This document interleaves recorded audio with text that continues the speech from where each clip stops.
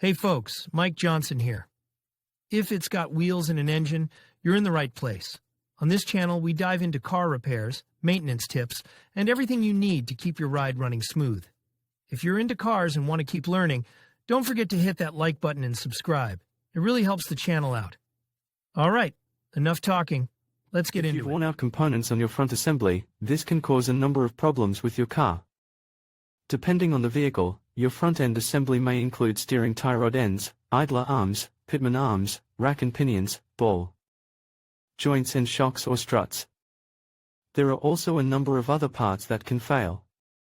You may start to feel a difference in the way your vehicle handles, or you may notice tire wear problems or noises that weren't there before.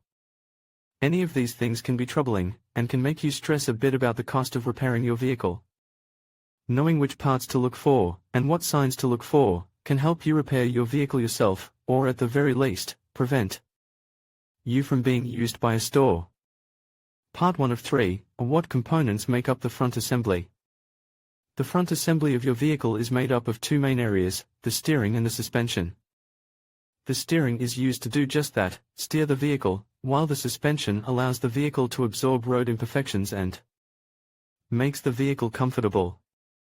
Steering. Steering generally consists of a steering gear. This may be a steering gear or a rack and pinion assembly. This is mechanically connected to the steering wheel by means of a steering shaft, which generally does not need to be replaced. The steering gear is then connected to the steering knuckles by means of tie rod ends. Suspension. Although suspension systems vary, most will consist of wear items such as bushings, ball joints, control arms, or track rods, and shock absorbers or struts.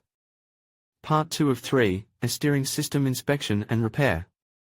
Before checking the steering assembly, you'll need to remove the front of the vehicle from the ground. Materials required: hydraulic jack on the ground, jack stands up, wheel chocks. Step 1, park your vehicle on a hard, level surface. Apply the parking brake. Step 2, place wheel chocks around the rear tires. Step 3, erase the front of the vehicle. Using the hydraulic jack, raise the vehicle to the lifting point specified by the vehicle. Step 4, rest the vehicle on the stanchions. Place the jack supports under the body pinch welds and lower the vehicle onto them. Once the front tires are on the ground, you can proceed with the steering inspection. Step 5, inspect the tires. Tire wear is the first inspection that can be made to see if there's a front-end problem. If the front tires show uneven shoulder wear, this may indicate a worn front-end component, or an alignment problem. Step 6, check play. After inspecting the tires, you'll need to check for any free play at the front. Pick up the front tire with your hand between 3 and 9 o'clock. Try shaking the tire from side to side. If no movement is found, then there should be no problem with the tie rod ends. Step 7, check the tie rod ends. The tie rod ends are constructed with a ball in a hinged assembly. Over time, the ball wears the joint, causing excessive movement. Take the tie rod and pull it up and down. A good tie rod will have no movement. If there's any play, it needs to be replaced. Step 8, inspect rack and pinion. The rack and pinion should be inspected for leaks and worn bushings. If there are any leaks from the boots at the ends of the rack and pinion, it will need to be replaced. Mounting rings should be checked for cracking or missing parts. If damaged components are found, you will need to replace the mounting rings. Once you've finished inspecting the steering components, you can move on to inspecting the suspension parts while the vehicle is still in flight. Part 3 of 3, inspecting and repairing the suspension. With the vehicle still in the air, you'll be able to inspect most of the front suspension parts. Once the vehicle is airborne, they can be checked visually. If they show signs of leakage, they must be replaced. Step 4, check ball joints. Ball joints are pivot points in the steering knuckle that allow the suspension to turn with the steering. It's a ball built into a joint that wears out over time. To inspect it, you'll need to place a bar between the bottom of the tire and the ground. Ask an assistant to pull up and down on the bar while you look at the ball joint. If there's any play in the joint, or if the ball seems to be moving in and out of the joint, it needs to be replaced. Step 5, check the bushings. The bushings on the control arms and rail bars are usually made of rubber.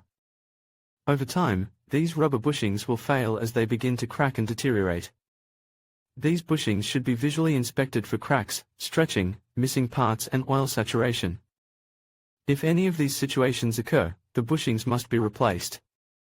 In some cases, the bushes can be replaced, in others, it's better to replace the whole arm with the bushes. Once the steering and suspension components of your vehicle have been fully inspected, the wheels will need to be aligned. Correct wheel alignment must be carried out on a computerized wheel alignment machine to ensure that all angles are within specification. It's also important that this inspection is carried out regularly, or at least once a year. If this seems like a daunting task, you can enlist the help of a certified mechanic. How to V% 25C3% 25A9 checker front assembly. How to V% 25C3% 25A9 checker front assembly 2. How to V% 25C3% 25A9 checker front assembly 3. How to V% 25C3% 25A9 checker front assembly 4. How to V% 25C3% 25A9 checker front assembly 5. In conclusion, checking a front-end assembly is a crucial step in ensuring the quality and functionality of your project.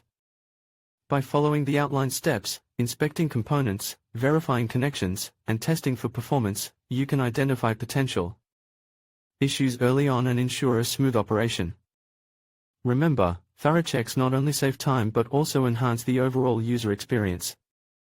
Thank you for watching, and we hope you found this guide helpful in your assembly process.